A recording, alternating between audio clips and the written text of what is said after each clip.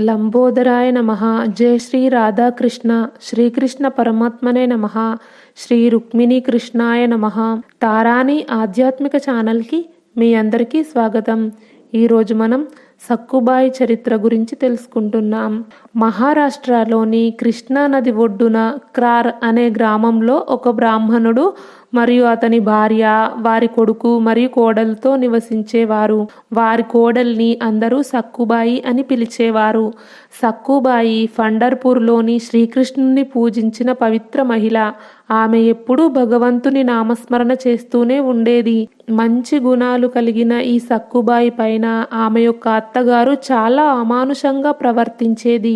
దురదృష్టవశాత్తు సక్కుబాయి భర్త పూర్తిగా తన తల్లి ప్రభావంలో ఉండటం వల్ల ఆ పరిస్థితి మరింత దిగజారింది.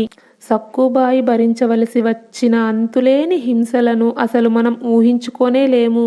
సక్కుబాయి తన అత్తగారి నుండి వేధింపులు ఎదుర్కొన్నప్పటికీ తన భర్తని, ఇంటిని, కుటుంబాన్ని చాలా బాగా చూసుకునేది.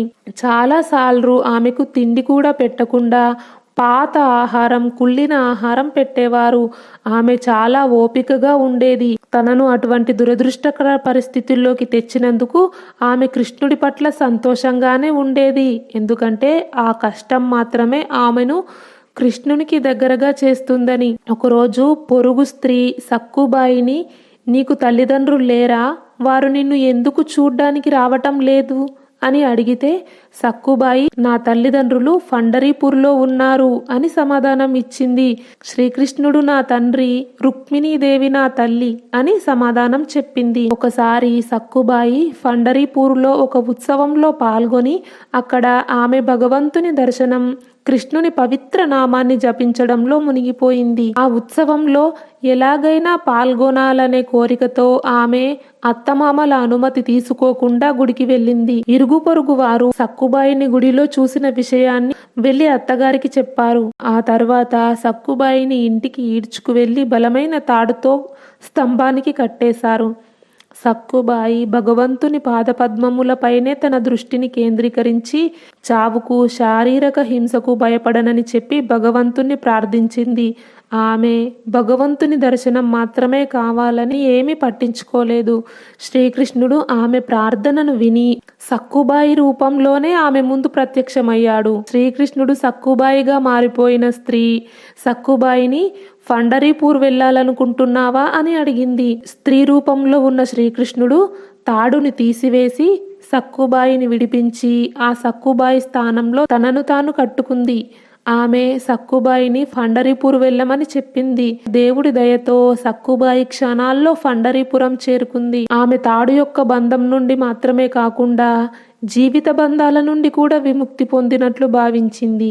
సక్కుబాయి రూపంలో ఉన్న శ్రీకృష్ణుడు కూడా కుటుంబ సభ్యులతో పాటు అనారోగ్యం పాలయ్యాడు. కానీ తన భక్తురాలి భక్తిని అర్థం చేసుకున్నాడు కాబట్టి అతను సంతోషంగా ఉన్నాడు. కొత్త సక్కుబాయికి కూడా చాలా రోజులుగా ఆహారం ఇవ్వలేదు, అసలు ఆహారమే ఇవ్వలేదు. చివరకు సక్కుబాయి భర్త పశ్చాత్తాపం చెంది మారిపోయాడు. ఆమెకు కట్టిన తాడును విప్పి నన్ను క్షమించు అని కోరి స్నానం చేసి భోజనం చేయమని చెప్పాడు. నిబద్ధత గల భార్యలా కొత్త సక్కుబాయి అన్నీ వింటుంది. ఆమె స్నానం చేసి రుచికరమైన వంటలు చేసింది. అందరూ భోంచేశారు. అత్తగారి పాదాలకు సేవ చేసి మిగతా ఇంటి పనులన్నీ చేసింది. అత్తమామలు సంతోషించారు. అక్కడ పండర్పూర్ ఆలయానికి చేరుకున్న సక్కుబాయి విఠ్ఠల స్వామిని దర్శించుకున్నప్పుడు దివ్యానందంలో ఉంది. ఆమె అపస్మారక స్థితికి చేరుకొని కింద పడిపోయింది. సమీపంలోని గ్రామంలో నివసించే ఒక బ్రాహ్మణుడు సక్కుబాయిని గుర్తించి అతని స్నేహితుల సహాయంతో ఆమె మృతదేహాన్ని దహనం చేశాడు. ఇప్పుడు శ్రీకృష్ణుని భార్య రుక్మిణి కష్టాల్లో పడింది. చనిపోయిన సక్కుబాయి పాత్రలో ఆమె భర్త కృష్ణుడు నటిస్తున్నాడు. ఆమె తన యొక్క భర్తను తిరిగి పొందాలని ఆమె తన యోగశక్తితో సక్కుబాయిని మళ్ళీ సృష్టించింది. రుక్మిణీదేవి సృష్టించిన సక్కుబాయి మేల్కొంది. ఆమెకి ఇదంతా ఒక కలలాగా కనిపించింది. సక్కుబాయిని తిరిగి తన గ్రామానికి వెళ్ళమని కోరింది. తిరిగి వస్తుండగా సక్కుబాయి వేషంలో ఉన్న శ్రీకృష్ణుని కలుసుకుంది. పండర్పూర్ వెళ్ళడానికి తనకు సహాయం చేసినందుకు కృతజ్ఞతలు తెలిపింది.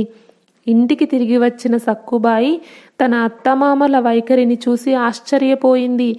ఇంతలో సక్కుబాయిని దహనం చేసిన బ్రాహ్మణుడు ఆమె ఇంటికి వచ్చి చూశాడు. ఆమె చనిపోయిందని అత్తమామలకు చెప్పి అసలు ఈ సక్కుబాయి దయ్యం అని ఆయన అన్నారు. పండరీపురం వెళ్ళలేదని, నిత్యం ఇంట్లోనే ఉందని మామగారు సమాధానమిచ్చారు. వారు ఇప్పుడు సక్కుబాయిని పిలిచి ఆమెను అడిగారు, నీవు పండరిపూర్ వెళ్ళావా అని. సక్కుబాయి జరిగిందంతా చెప్పింది. ఆమె దివ్యానందంలో ఉన్న పండర్పురానికి ఎలా వెళ్ళిందో, రుక్మిణీదేవి ఆమెను మళ్ళీ ఎలా సృష్టించిందో, ఆమె తన వేషధారణలో ఉన్న శ్రీకృష్ణుని ఎలా కలుసుకుందో మొత్తం కథను చెప్పింది. అప్పుడు సక్కుబాయి అత్తమామలకు అంటే ఇన్ని రోజులు మనతో ఉన్నది శ్రీకృష్ణుడా అని అర్థమయ్యింది. అప్పుడు వారు చేసిన తప్పులకు పశ్చాత్తాపపడి సక్కుబాయిని గౌరవించారు. అప్పుడు సక్కుబాయి కష్టాలన్నీ తీరిపోయాయి. జై శ్రీకృష్ణ. ఈ వీడియో గురించి మీ అభిప్రాయాన్ని కామెంట్ బాక్స్లో తెలియజేయండి. ఈ వీడియో నచ్చితే లైక్ చేయండి, షేర్ చేయండి. తారాని ఆధ్యాత్మిక ఛానల్ని సబ్స్క్రైబ్ చేయండి. బెల్ ఐకాన్ గుర్తుపై క్లిక్ చేయండి. ఇంతవరకు ఈ వీడియో చూసినందుకు మీ అందరికీ ధన్యవాదాలు. లోకా సమస్త సుఖినో భవంతు. కృష్ణార్పణం.